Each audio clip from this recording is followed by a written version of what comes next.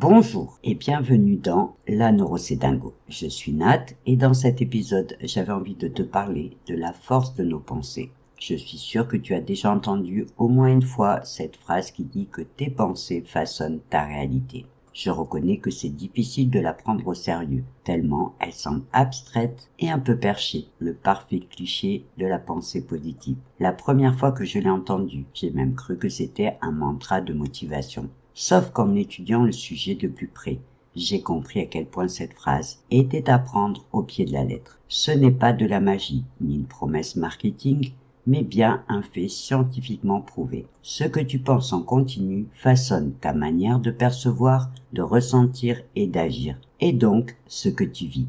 Alors, dans cet épisode, je vais t'expliquer tout ce qu'il faut savoir pour comprendre pourquoi cette phrase n'est pas qu'une belle idée. On va voir comment se forme une pensée, comment elle s'impose parfois sans qu'on la choisisse, et comment elle conditionne notre perception du monde. Parce qu'une pensée n'est jamais neutre. C'est un message intérieur, une micro-direction que ton cerveau t'envoie et qui influence ta trajectoire, même de façon minime. On parlera neurosciences bien sûr pour comprendre les fondements, le rôle des réseaux neuronaux, la manière dont se construisent nos circuits de pensée et surtout la façon dont on peut reprendre un certain contrôle. Tout ça avec des exemples, des métaphores et des références scientifiques, toujours simples pour que tu puisses toi aussi mesurer à quel point penser est un acte puissant.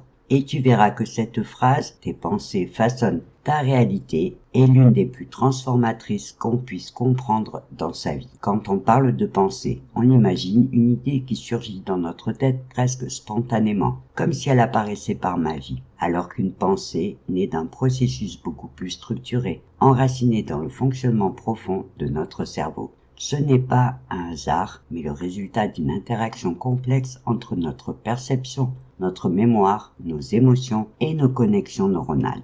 Ce que nous pensons n'est jamais neutre, et ce que nous pensons spontanément n'est jamais purement volontaire. Il faut en avoir conscience si on veut apprendre à penser autrement. Chaque pensée est en réalité le fruit d'une activation neuronale qui mobilise tout un réseau d'associations. Quand tu entends un mot, quand tu vis une situation, quand tu sens une odeur ou que tu reçois une remarque, ton cerveau ne traite pas seulement cette information de façon brute. Il la compare à tes souvenirs passés. Il interprète selon tes croyances, ton vécu et même ton état émotionnel du moment, ce qui donne naissance à la pensée. Des pensées qui semblent anodines sont en réalité des conclusions automatiques faites par ton cerveau à partir de schémas déjà existants. C'est ce qu'Antonio Damasio a mis en lumière dans ses travaux sur les marqueurs somatiques. Dans son livre L'erreur de Descartes, il explique que même les décisions que nous croyons les plus rationnelles sont influencées par des émotions enregistrées dans le corps. Autrement dit, nos pensées sont toujours teintées d'émotions et c'est fondamental à comprendre. Une pensée, ce n'est pas juste une idée. C'est un ressenti, un message intérieur qui veut aussi dire qu'on ne pense jamais dans le vide. On pense à travers ce qu'on a vécu, ce qu'on a appris et ce qu'on a ressenti. Daniel Kahneman, prix Nobel d'économie et auteur du livre Système 1 et Système 2, a lui aussi largement étudié ce phénomène. Il distingue deux modes de pensée dans notre cerveau. Le système 1, rapide, automatique, intuitif, qui produit l'essentiel de nos pensées quotidiennes. Et le système 2, plus lent, plus réfléchi, qu'on active pour analyser, raisonner et corriger. Le problème, c'est que notre cerveau, par économie d'énergie, utilise surtout le système 1. Ce qui veut dire que la majorité de nos pensées ne sont pas des réflexions conscientes, mais des automatismes, des chemins neuronaux déjà tracés que notre cerveau choisit, tout simplement parce que c'est plus rapide et plus simple. C'est ce qui explique que nos pensées façonnent notre réalité. On parle en grande partie de ces pensées automatiques, que l'on ne remet même plus en question, alors qu'elles ne sont souvent que des interprétations, des anticipations ou des jugements irrités du passé et pas toujours vrais. Tu comprends donc maintenant que dire que nos pensées façonnent notre réalité, ce n'est pas une formule poétique, mais bien une réalité biologique, perceptive et comportementale. À chaque instant, ce que tu penses vient teinter la façon dont tu interprètes le monde autour de toi. Ton cerveau ne traite pas la réalité brute, il la filtre selon tes pensées, tes croyances et ton discours intérieur. En fonction de ce que tu penses de toi, des autres ou de la vie, tu ne vas pas remarquer les mêmes choses, tu ne vas pas réagir de la même façon, ni faire les mêmes choix. Par exemple, imagine deux personnes qui assistent à la même réunion au travail. La première avec cette pensée automatique: je suis nul en prise de parole. Et la deuxième pense: je suis capable de m'exprimer, même si ce n'est pas toujours parfait. Leurs ressentis seront totalement différents. La première va vivre cette réunion comme une épreuve, anticiper la critique, interpréter chaque regard comme un jugement, et peut-être même s'auto-saboter en restant silencieuse. Alors que la seconde, elle, va s'exprimer avec plus de sérénité, capter des signes positifs et se donner le droit de faire entendre sa voix. Elles vivent pourtant la même situation. La seule chose qui change, c'est leur réalité intérieure influencée par leurs pensées. Le cerveau humain est littéralement configuré pour confirmer ce qu'il croit. Et pour ça, il utilise le biais de confirmation. Quand tu as une pensée en tête, ton cerveau va chercher dans ton environnement tout ce qui peut la valider, en ignorant ce qui pourrait la contredire. Ce phénomène a été largement documenté en psychologie cognitive. Nous avons tendance à chercher la cohérence, à stabiliser nos croyances, même si elles sont fausses ou limitantes. Et ce n'est pas seulement une question de regard porté sur les choses. Tes pensées influencent directement ton état émotionnel et donc ton comportement. Une pensée anxieuse va déclencher une réaction du système nerveux. Ton rythme cardiaque augmente, ton attention se focalise sur les menaces et ton corps se prépare à fuir ou à se défendre. Alors qu'une pensée de confiance, au contraire, apaise ton système nerveux, t'ouvre aux autres et te donne envie d'agir. Et à force de vivre dans un certain état mental, tu vas agir en renforçant cette réalité. Ce que tu vis à l'extérieur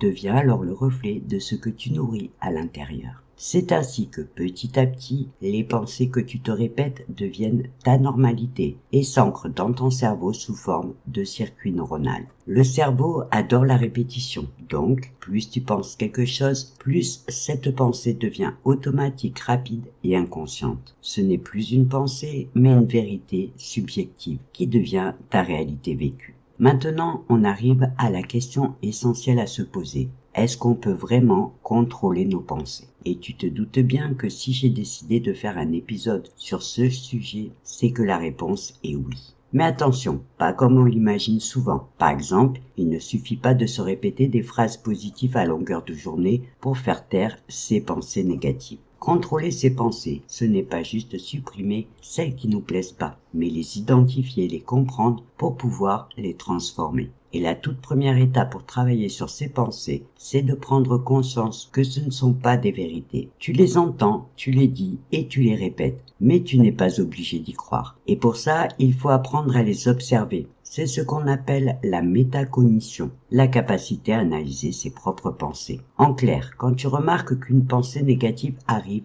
du style « je suis incapable » ou « je vais échouer » ou encore « on va me rejeter », au lieu de la laisser te piloter, tu peux choisir de prendre du recul et te demander d'où vient cette idée? Est-ce qu'elle est fondée? Est-ce qu'elle m'aide ou est-ce qu'elle me limite? Ce travail d'analyse est la base de la transformation. Il a été largement validé par les approches issues des thérapies, qui montrent qu'en apprenant à identifier et à restructurer nos pensées automatiques, on peut diminuer durablement l'anxiété, la dépression et l'auto-sabotage. Une pensée n'est pas figée, elle peut évoluer si on l'entraîne. Comme le cerveau que l'on a longtemps cru figé par notre enfance, alors qu'on sait aujourd'hui que c'est faux, que grâce à sa neuroplasticité, il peut s'adapter et évoluer tout au long de notre vie. Chaque fois que tu formules une pensée différente, que tu fais un choix plus conscient, que tu interroges un schéma habituel, tu ouvres une nouvelle voie neuronale.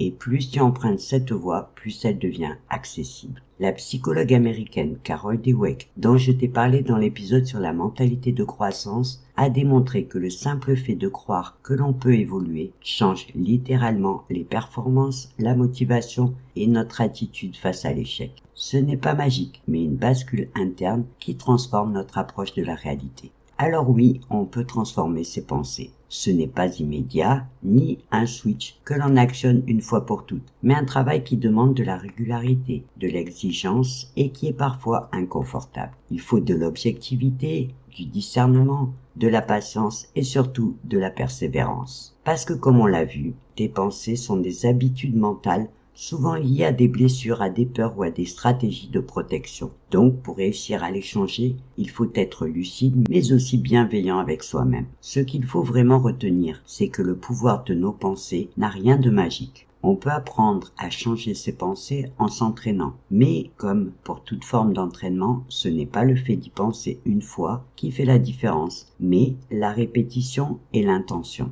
C'est une prise de pouvoir, mais il ne faut pas se tromper d'objectif. L'enjeu n'est pas de ne plus jamais penser négatif, ni de se forcer à être optimiste à tout prix, mais de devenir autant que possible maître à bord pour mieux les gérer et les orienter. Certaines personnes utilisent des affirmations positives comme outil d'ancrage.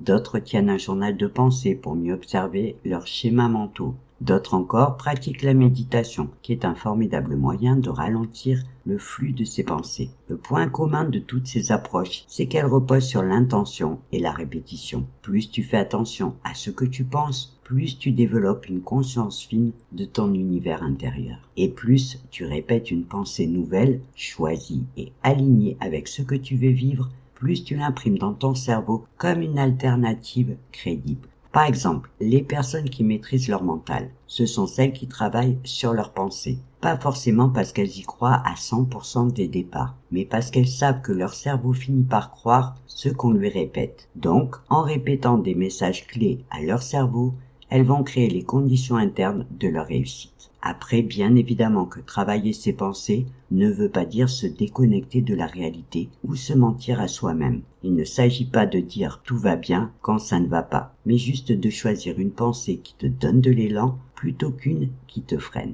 Et c'est là que réside la vraie puissance de tes pensées. Elles te donnent la capacité de te créer un espace intérieur stable, même quand le monde extérieur vacille. Alors oui, dire que nos pensées façonnent notre réalité, ce n'est pas juste une belle phrase, mais bien un fait scientifique, expliqué et reconnu. Et quand on prend le temps d'en explorer toutes les dimensions, on se rend compte qu'elle contient même une vérité profonde, parce qu'elle renverse la perspective. Elle ne dit pas que tout ce qui t'arrive est de ta faute, par contre que tout ce que tu vis aujourd'hui peut être influencé par ton intérieur. Et elle nous redonne un pouvoir discret, mais un levier puissant, celui de changer le sens que tu donnes aux choses, la manière dont tu les traverses et la direction dans laquelle tu veux aller. Après, ça demande de l'attention, de la volonté, de la régularité, de l'entraînement, de la persévérance et parfois même du courage, parce que c'est aussi accepter de déconstruire certaines certitudes, de se confronter à ses blessures ou à des histoires que l'on s'est racontées pendant des années. Mais ça peut aussi être une vraie libération et de l'espoir retrouvé. S'il y a bien une chose que tu dois retenir de cet épisode, c'est peut-être celle-ci. Une pensée n'est jamais anodine, c'est une graine. Alors, autant prendre soin de cultiver toutes ces petites pensées avec patience, lucidité et conscience. Et si tu as envie d'aller plus loin après cet épisode, je t'invite à te poser cette petite question toute simple: quelle pensée m'habite le plus souvent en ce moment? Parce que l'entraînement commence toujours par la prise de conscience. Dans le prochain épisode, on va rester sur la puissance de nos pensées, mais pour parler de la visualisation mentale, que j'ai déjà abordée par petits passages dans plusieurs épisodes, mais qui mérite vraiment d'avoir un épisode rien que pour elle. Je t'expliquerai ce qu'il faut savoir pour comprendre comment ça fonctionne, mais surtout je te donnerai des exemples de comment elle peut nous être utile dans notre quotidien. Alors, je te donne rendez-vous mercredi prochain pour le 9e épisode de